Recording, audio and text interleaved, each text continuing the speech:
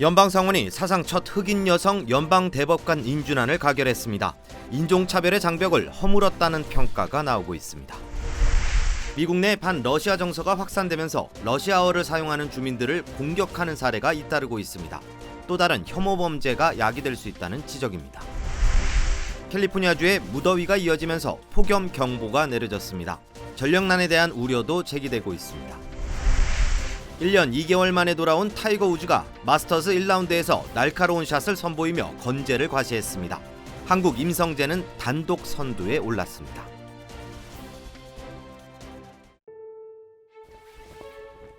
엄선된 108가지 순수한 약초, 과일, 채소, 버섯과 곡물의 생명력을 고스란히 담아 한 알 한 알 정성으로 빚었습니다. 최상의 재료와 3번의 발효 공정을 거친 일본 효소과학의 결정체 우메켄 효소화. 자연이 만들고 우메켄이 전합니다. 우메켄. 여러분 안녕하십니까? 4월 7일 첫 소식입니다. 미국 연방대법원에서 사상 처음으로 흑인 여성 대법관이 탄생했습니다. 주류 언론들은 인종차별의 장벽을 무너뜨렸다고 평가했습니다. 박영일 기자입니다. 미국 상원의원들이 모두 일어나 박수를 치며 환호합니다. 미국 역사상 처음으로 연방대법원에서 흑인 여성 대법관이 탄생하는 순간입니다. In this vote, the yeas are 53, the nays are 47, and this nomination is confirmed. 상원의 인준을 통과한 커탄지 잭슨 판사는 1970년 워싱턴 DC에서 태어나 하버드대 로스쿨을 졸업하고 워싱턴 DC 지방법원 판사 등을 역임했습니다. 지난 6월 조 바이든 대통령은 잭슨 판사를 대법관 후보자로 지명하면서 미국 역사에 새로운 장을 쓸 사람이라고 소개했는데 바이든 대통령의 기대대로 백인 중심, 남성 위주의 미국 대법원에 새 역사가 만들어진 겁니다. 공화당의 미치 매코널 상원 원내대표가 공개적으로 잭슨 판사를 좌파 급진주의자라며 인준에 반대했지만 소속 의원 3명이 찬성표를 던지면서 바이든 대통령의 대선 공약이기도 한 흑인 여성 대법관이 탄생했습니다. 워싱턴 포스트지는 잭슨 판사가 대법원행을 확정함으로써 미국 정부 내 남아있던 가장 중요한 인종적 장벽 중 하나를 무너뜨렸다고 평가했습니다. 잭슨 판사는 이르면 6월 말 대법관에 취임할 예정입니다. MBC 뉴스 박영일입니다. 연방의회에서 필립 골드버그 주한 미국 대사 지명자에 대한 인사청문회가 열렸습니다. 골드버그 지명자는 북한을 불량 정권이라고 부르며 완전하고 검증 가능한 불가역적인 비핵화, 즉 CVID가 미국의 목표와 들어맞는다고 밝혔습니다. 워싱턴에서 김수진 특파원입니다. 지난 1년 넘게 공석이었던 주한 미국 대사에 지명된 필립 골드버그 지명자는 단호한 대북 정책을 피력했습니다. 북한을 불량 정권이라고 규정했고 CVID라는 단어를 다시 꺼내들었습니다. Comprehensive, verifiable, irreversible denuclearization. Those are difficult goals, but they fit very well.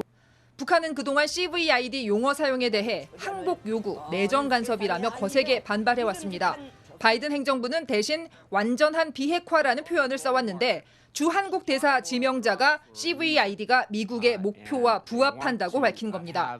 특히 골드버그 지명자는 김일성의 생일인 15일을 전후로 북한의 도발 가능성이 높아지고 있는 것에 대해 한미일 3국이 견고한 동맹을 바탕으로 강화된 억지력으로 대응해야 한다고 강조했습니다. 군사적인 억지력을 언급한 것인데 실제로 최근 윤석열 대통령 당선인이 파견한 정책협의단은 미국 정부 관계자들과 만나 전략자산 전개를 협의하기도 했습니다. 골드버그 지명자는 또 북한 문제에 있어 중국과의 협력이 반드시 필요하다고 했습니다. 제재 이행뿐 아니라 북한을 비핵화 협상 테이블로 다시 끌어들이기 위해 중국의 역할이 필요하다고 설명했습니다. 한미 동맹에 대해선 인도 태평양을 넘어 평화와 안보, 번영의 핵심 축이라며 미국은 21세기의 도전에 대응하기 위해 한국의 역할을 필요로 한다고 말했습니다. The American people benefit from and celebrate Korea's rich culture, like the hanbok and kimchi, to recent cultural phenomena like BTS and Squid Games. 골드버그 지명자는 앞으로 상원 본회의에 인준 투표를 거치게 됩니다. 인준을 통과해 임명 절차가 진행되면 이르면 다음 달 한국에 부임할 수 있을 것으로 예상됩니다. 워싱턴에서 MBC 뉴스 김수진입니다. 우크라이나에서 민간인 학살을 저지른 러시아가 유엔 인권이사회에서 퇴출당했습니다. 유엔 안보리 상임이사국이 유엔 기구에서 쫓겨난 건 러시아가 처음입니다. 뉴욕에서 이용주 특파원입니다. 찬성 93대, 반대 24, 80%에 육박하는 압도적 찬성이었습니다. 유엔은 긴급 특별총회를 열고 러시아의 유엔 인권이사회 이사국 자격을 정지시키는 결의안을 통과시켰습니다. 인권이사회는 각 나라의 인권 상황을 감독하기 위해 47개 이사국으로 구성된 기구인데 지난해부터 임기를 시작한 러시아가 중도 퇴출된 겁니다. 표결에 앞서 연단에 오른 우크라이나 대사는 러시아군의 민간인 집단 학살을 강력하게 규탄하고 러시아 퇴출에 동참할 것을 호소했습니다. All you need to do is to press the yes button and to save the Human Rights Council and many lives around the world and in Ukraine. 반면 러시아는 우크라이나 측의 선전에 불과하다며 일방적으로 추진되고 있는 결의안에 반대했고 Мы отвергаем лживые инсинуации в наш адрес на основе сфабрикованных материалов, постановочных кадров и тиражируемых фейков. 북한과 중국도 객관적인 증거가 부족하다고 주장하며 러시아를 거들었습니다. We reject any politically motivated initiative, lack of objectivity, impartiality and transparency. 압도적 찬성 표결 직후 러시아가 인권이사회에서 즉각 탈퇴하겠다고 반발하자 우크라이나는 해고당했다고 사직서를 내는 경우는 없다고 꼬집었습니다. No, you do not submit your resignation after you are fired. And that's exactly what happened to the Russian Federation. 이번 표결로 러시아는 2011년 리비아에 이어 유엔 인권이사회에서 퇴출당한 두 번째 나라가 됐고 또 유엔 산하기구에서 자격을 박탈당한 첫 번째 유엔 안보리 상임이사국이란 오명도 떠안게 됐습니다. 뉴욕에서 MBC 뉴스 이용주입니다. 연방의회가 러시아로부터 에너지 수입을 금지하고 무역 관계에서의 특혜를 폐지하는 법안을 최종 가결했습니다. 연방 상원은 오늘 이 같은 내용이 담긴 법안 두 건을 각각 100대 0의 만장일치로 처리하고 뒤이어 하원 역시 두 법안을 표결에 붙여 각각 420대 3, 413대 9의 압도적 찬성으로 통과시켰습니다. 법안은 우크라이나를 침공한 러시아와 이를 지원한 벨라루스에 대해 항구적 정상무역 관계에 따라 최혜국 대우를 박탈하는 내용을 담고 있습니다. 또 세계무역기구에서 러시아를 퇴출하고 인권과 관련한 제재 권한을 부여하는 한편 러시아로부터 석유 제품을 포함한 에너지 수입을 금지하는 조항을 포함하고 있습니다. 러시아의 우크라이나 침공 이후 전 세계에 반러시아 정서가 확산되고 있습니다. 미국도 예외는 아닌데요. 하지만 러시아 국적이 아닌데도 러시아어를 사용한다는 이유로 공격을 당하는 사례도 빈발하고 있어 또 다른 피해를 양산하고 있다는 지적이 나오고 있습니다. 여준호 기자의 보도입니다. 러시아 유명 모델 빅토리아 보니아, 명품 브랜드인 샤넬 백을 거침없이 가위로 자릅니다.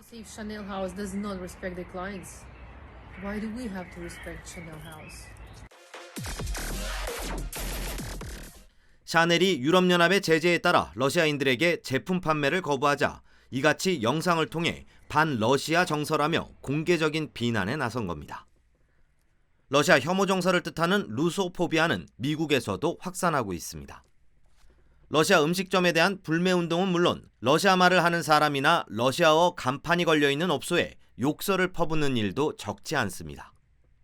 문제는 러시아어를 사용한다는 이유만으로 애꿎은 주민들까지 피해를 입는 경우가 늘고 있다는 겁니다. 심지어 이같이 피해를 당하는 사람들 중엔 우크라이나 출신도 포함됐습니다. It's important for people to know that Ukrainians are Russian-speaking people, especially in West Hollywood. Majority are Ukrainians here. We all speak Russian. 역사적으로 구소련의 일원이었던 우크라이나에선 러시아계 인구가 17%에 달해 상당수의 주민들이 러시아어를 사용합니다. 일각에선 러시아인에 대한 비난을 하기 전 역사부터 제대로 알아야 한다는 지적과 함께 반러시아 정서 확산에 따른 또 다른 증오 범죄가 빈발할 수 있다는 우려도 나오고 있습니다. MBC 뉴스 여준호입니다. 러시아가 우크라이나를 침공한 지 벌써 한 달째로 접어들고 있습니다. 크렘린궁은 러시아군이 우크라이나에서 상당한 손실을 입었다며 조만간 군사작전이 끝날 수도 있다는 전망을 내놨습니다. 이면주 기자입니다. 현지 시간으로 7일 러시아 크렘린궁 대변인은 영국 언론과의 인터뷰에서 러시아가 우크라이나 군사작전에서 상당한 군대 손실을 봤다며 러시아에는 심각한 비극이라고 말했습니다. That's a tragedy. We do hope that in coming days, in foreseeable future, this operation will reach its goals or will finish it by the negotiations between Russian and Ukrainian. 하지만 러시아군의 손실 규모는 구체적으로 언급하지 않았습니다. 앞서 러시아 국방부는 러시아군이 우크라이나를 침공한 지 한 달 만에 1,351명이 숨지고 3,800여 명이 다쳤다고 밝혔지만 실제로는 10,000명 넘게 숨지고 부상자도 2만 명에 달했던 것으로 알려졌습니다. 페스코프 대변인은 우크라이나 군사작전이 협상을 통해 종료되길 희망하면서도 군사작전이 끝날지는 우크라이나가 얼마나 러시아의 조건을 수용하느냐에 달렸다고 전했습니다. 우크라이나 군 당국은 러시아의 장기적인 전쟁 목표가 우크라이나 전역을 점령하는 것이라고 주장했습니다. 우크라이나 군 내부에서는 러시아가 돈바스 장악에 성공하면 다시 수도 키이우에 대한 고삐를 줄 것이란 분석도 나오고 있습니다. 이런 가운데 러시아의 동맹인 벨라루스 군대가 우크라이나에 투입된 것 아니냐는 의혹이 제기됐습니다. 알렉산드르 루카셴코 벨라루스 대통령은 어제 열린 국가안보회의에서 구출 작전을 통해 우크라이나에 있는 벨라루스인 100여 명을 석방했다고 밝혔습니다.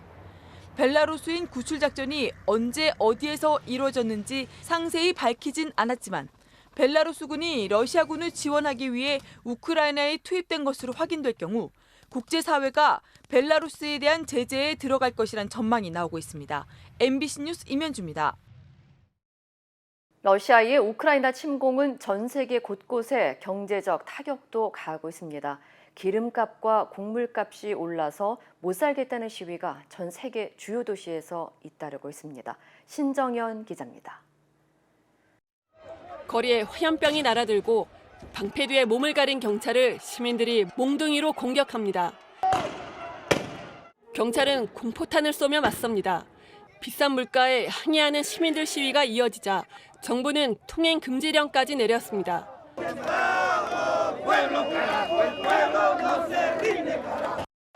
시민들이 오토바이를 들어 경찰에게 던집니다.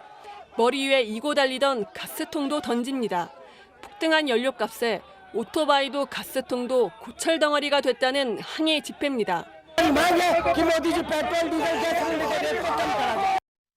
코로나로 인한 글로벌 공급망 붕괴가 가속시킨 지구촌 물가에 러시아의 우크라이나 침공이 결정타가 됐습니다. 에너지 부국인 러시아와 밀과 옥수수 등 세계적 곡창지대인 우크라이나의 전쟁으로 공급이 막히면서 올 들어 국제유가는 28%가 올랐고 밀 선물 가격도 37%가 뛰었습니다. 우크라이나산 곡물 의존도가 80%가 넘는 이집트와 레바논에서는 빵값이 2배 가까이 오르며 정치적 긴장감까지 높아지고 있습니다.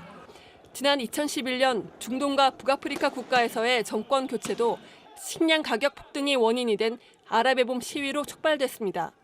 여파는 서방 국가로도 넘어오고 있습니다. 스페인에서는 트럭 기사들이 비싼 기름값에 항의하며 보름 넘게 시위를 벌이고 있습니다. 독일에선 마트 진열대에서 밀가루와 해바라기 씨유가 사라졌습니다. MBC 뉴스 신정현입니다. 오늘 캘리포니아주 일대에 90도대를 웃돌면서 폭염 경보가 내려졌습니다. 반짝 무더위는 내일까지 이어지면서 냉방기기 가동을 위한 전력 수요도 증가할 것으로 보이는데요. 최근 몇 년 동안 가뭄까지 계속되고 있어 올여름 전력난이 불가피할 것이라는 전망이 나왔습니다. 홍지은 기자의 보도입니다. 캘리포니아주에 이례적인 무더위가 찾아왔습니다. 주 전체가 8월 중순에 가까운 여름 날씨를 보이면서 예년 기온을 크게 웃돌았습니다. LA 카운티 일부 지역은 최고 100도대까지 올랐습니다. 내일까지 때이른 폭염이 이어지면서 냉방기기 가동을 위한 전력 사용이 급증할 것으로 전망됩니다. Problems get really bad when we have many days of severe heat in a row. 캘리포니아주의 전력 시스템 운영자인 캘리포니아 ISO는 폭염으로 인한 정전 사태가 우려될 경우 전력망 부담을 완화시키기 위해 자발적인 절전주의보인 플렉스 얼럿을 발령합니다. 최근 몇 년 사이 플렉스 얼럿이 잦아졌는데 지난해에만 8번 내려졌습니다. 캘리포니아의 가뭄 사태가 3년째 접어든 가운데 무더위로 저수지와 호수까지 메말라 수력 발전에 차질이 생기면서 올여름 전력난이 불가피할 것이란 경고가 나오고 있습니다. The weather has been so strange. First it's up and then it's down and all around. So who knows what next week will bring. As we have the continued drought, the availability of hydropower in California has been significantly undercut. 수력 발전은 캘리포니아주 전력의 10%를 차지하고 있습니다. 연방에너지정보국의 보고서에 따르면 캘리포니아주의 핵심 수자원인 샤스타 호수와 오로빌 호수의 저수량은 이미 사상 최저 수준입니다. 전문가들은 지구 온난화로 인해 캘리포니아주가 심각한 가뭄 사태를 겪고 있지만 당국의 지지부진한 조치로 상황이 더 악화되고 있다고 지적했습니다. MBC 뉴스 홍지은입니다. 골프 황제 타이거 우즈가 14개월 만에 나선 복귀 전 첫날 경기를 무난하게 마쳤습니다. 타이거 우즈는 조지아주 어거스타 내셔널 골프클럽에서 열린 마스터스 골프 대회 1라운드에서 버디 3개와 보기 2개를 묶어 1언더파 71타를 기록했습니다. 지난해 2월 차량 전복 사고 이후 509일 만에 필드를 밟은 타이거 우즈는 날카로운 샷을 뽐내며 건재함을 과시했습니다. The walking's not easy and it's difficult and as I said, with all the hardware in my leg, it's going to be difficult, you know, for the rest of my life. It's just the way it is. But I'm able to do it, and that's something I'm very lucky to have this opportunity to be able to play, and not only that, to play in the Masters and to have this type of reception. I mean, the place was electric. Lots of treatments, lots of ice baths. And just, you know, basically freezing myself to death, and you know, that's just part of the deal, you know, and getting all the swelling out as best we possibly can, and then getting it mobile, and then warmed up, activated, and explosive for the next day. 한편 오늘 마스터스 1라운드에서 임성재는 이글 1개와 버디 5개, 보기 2개를 묶어 5언더파 67타를 쳐 호주의 캐머런 스미스를 한타 차로 따돌리고 단독 선두에 올랐습니다. 올 가을에 미국에서 코로나19가 재확산할 것이라는 전망이 나왔습니다. 앤서니 파우치 국립알레르기 전염병 연구소 소장은 블룸버그와의 인터뷰를 통해 올 가을도 지난 2차례의 가을과 비슷할 것으로 예상하느냐는 질문에 가을에 확산을 보게 될 것 같다고 답했습니다. 또 미국이 영국 등 다른 나라의 추이를 뒤따라 밟아온 점과 최근 마스크 착용 의무화 해제 등 방역 규제가 대거 완화되고 있다는 점을 들어 몇 주간에 걸쳐 확진자가 소폭 증가할 것으로 내다봤습니다. 이어 파우치 소장은 방역 당국이 추가 접종을 논의하고 계속 전략을 짜는 이유 역시 재확산에 대비하기 위한 것이라고 덧붙였습니다. LA 카운티 보건국이 코로나19 감염자들의 신속한 치료를 돕기 위해 원격 진료를 도입했습니다. LA 카운티 보건당국은 현재 수십 개의 약국과 의료시설에서 즉석 코로나19 검사와 코로나 치료제 등을 제공하는 이른바 테스트 투 트릿 프로그램의 원격 진료 서비스를 추가했다고 밝혔습니다. 이에 따라 코로나19에 감염된 주민들은 전화 상담을 통해 원격으로 진료를 받고 증상의 심각성에 따라 거주지 인근 병원으로 연계되거나 집으로 치료제를 배송받게 됩니다. 또 보건국은 이번 주부터 카운티 전역에 걸쳐 테스트 투 트릿 서비스 진료소 59개를 추가로 지정했다고 전했습니다. 바바라 페러 LA 카운티 보건국장은 이 프로그램을 통해 더 많은 주민들이 증상이 나타난 지 5일 이내에 신속하게 치료를 시작할 수 있을 것으로 기대했습니다. 아마존과 코스코에서 판매된 접이식 벽침대가 안전사고 위험으로 리콜됐습니다.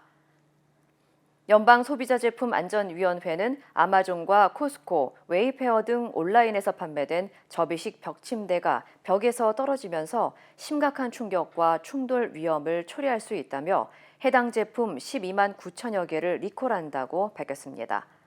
가구업체 브랜드인 베스터에 따르면 지난 2018년 7월 자사의 벽침대에 깔려 70대 여성이 숨졌고 이외에 제품 탈착과 충돌로 인한 타박상 등 60여 건의 부상사고가 보고됐습니다. 베스터 측은 해당 제품을 구매한 소비자들은 즉시 사용을 중단하고 재설치를 문의할 것을 당부했습니다. 미국 최대 유통업체인 월마트가 공급망 문제를 해결하기 위해 파격적인 트럭 운전사의 연봉 인상을 제시했습니다. 월마트는 팬데믹 이후 장기화된 물류망 차질을 극복하기 위해 장거리 트럭 기사의 첫 해 연봉을 기존 $8만 7천 달러에서 $11만 달러로 올린다고 밝혔습니다. 또 월마트는 텍사스주 생어와 델러웨어주 도버에서 상업용 운전면허증 취득을 위한 12주 프로그램을 운영하고 1인당 최대 $5,000의 훈련 비용을 지원하는 등 트럭기사 채용을 위한 프로그램을 확대할 계획입니다. 지난해 월마트는 역대 최다인 4,500명의 트럭기사를 채용하는 등 팬데믹 이후 7,000명을 충원했지만 여전히 인력난을 겪고 있는 것으로 전해졌습니다. 연방노동통계국에 따르면 2020년 기준 미국의 대형 트럭과 견인 트레일러 기사 연봉 중간값은 47,130달러입니다.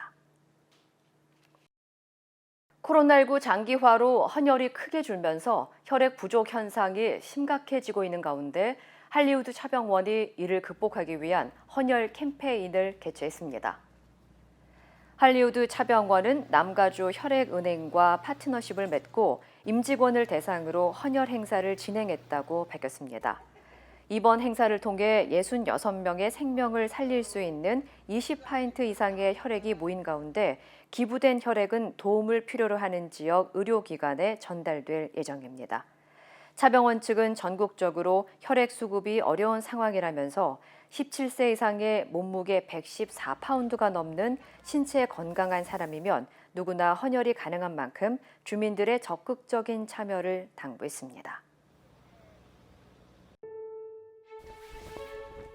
엄선된 108가지 순수한 약초, 과일, 채소, 버섯과 곡물의 생명력을 고스란히 담아 한 알 한 알 정성으로 빚었습니다. 최상의 재료와 3번의 발효 공정을 거친 일본 효소과학의 결정체 우메켄 효소관. 자연이 만들고 우메켄이 전합니다. 우메켄. 그곳은 다양한 모습으로 우리 앞에 나타납니다. 때론 극적인 방식으로 자신을 드러내기도 하고 세상을 보는 우리의 시선을 끊임없이 바꾸며 내면 깊숙이 잠자고 있던 진정한 우리를 깨어나게 합니다. 아직 발견되지 않은 경이로움으로 가득한 곳. 야마바 리조트 앤 카시노 SM 매뉴얼. 대만 해역에서 한국인 6명이 탑승한 선박이 실종됐습니다.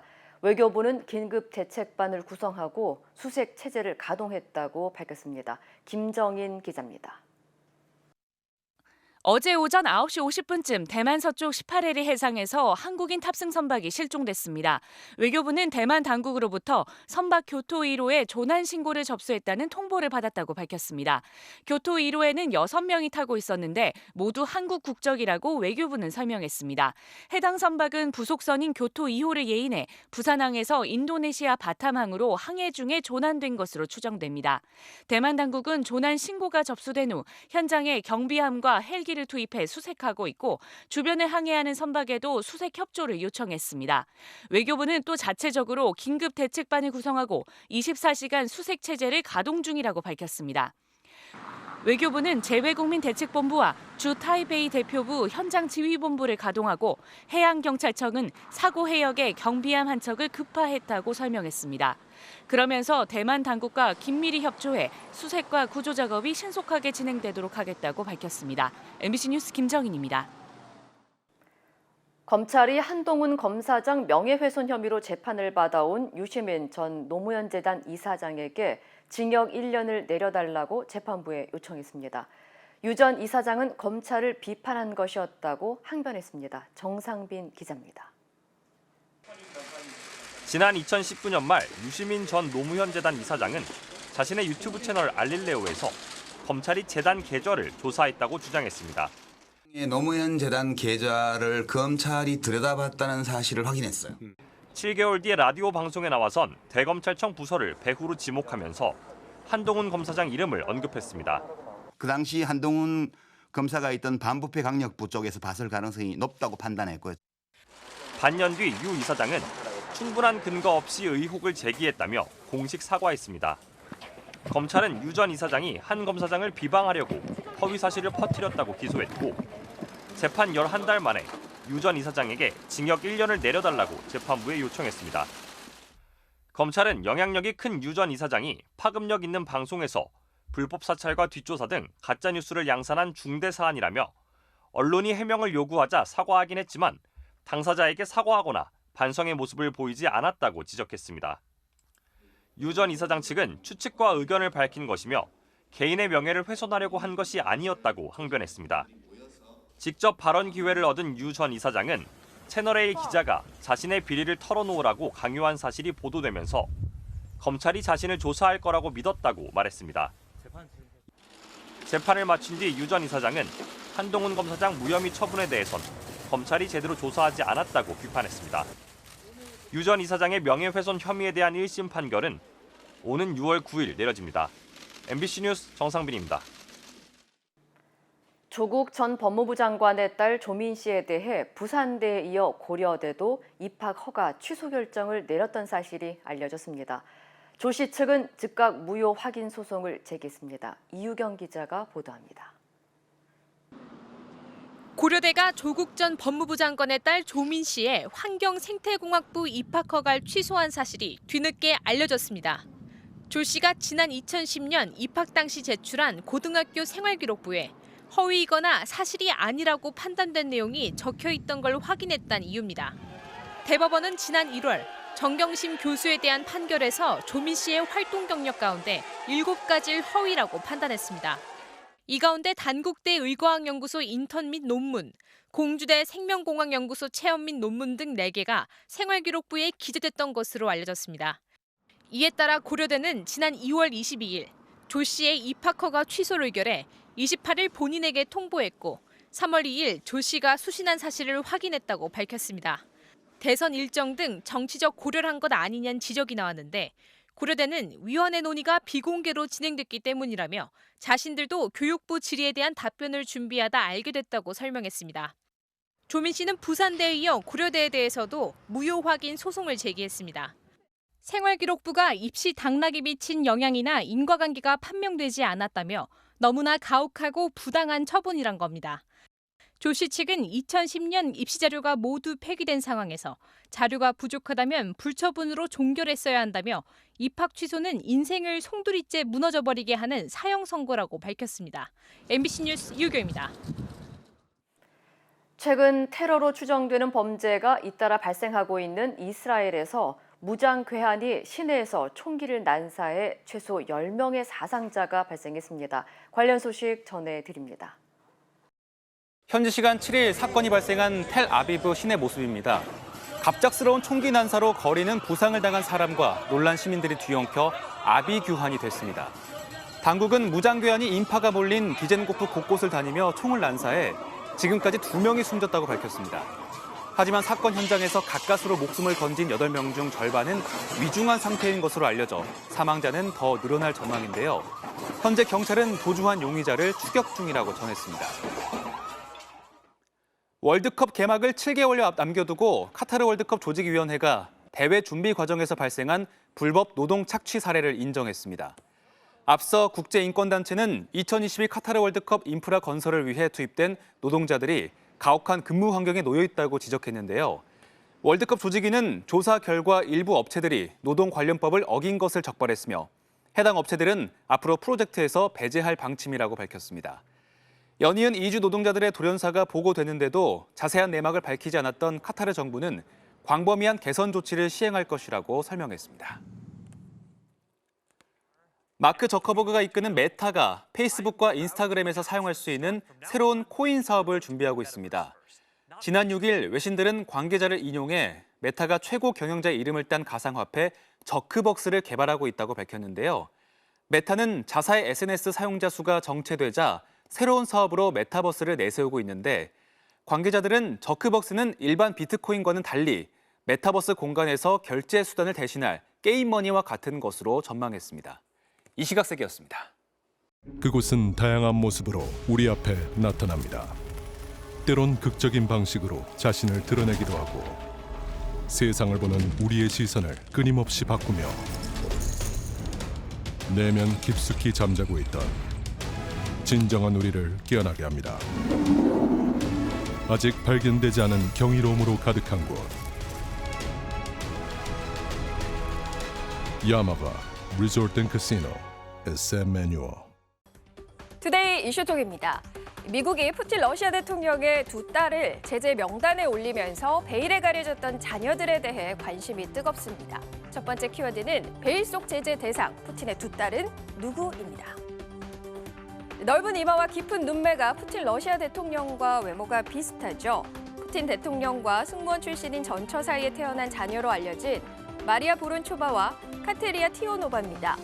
미국이 푸틴 러시아의 두 딸을 제재 대상에 포함하자 이들이 누구인지 어떤 삶을 살았는지 시선을 끌었는데요.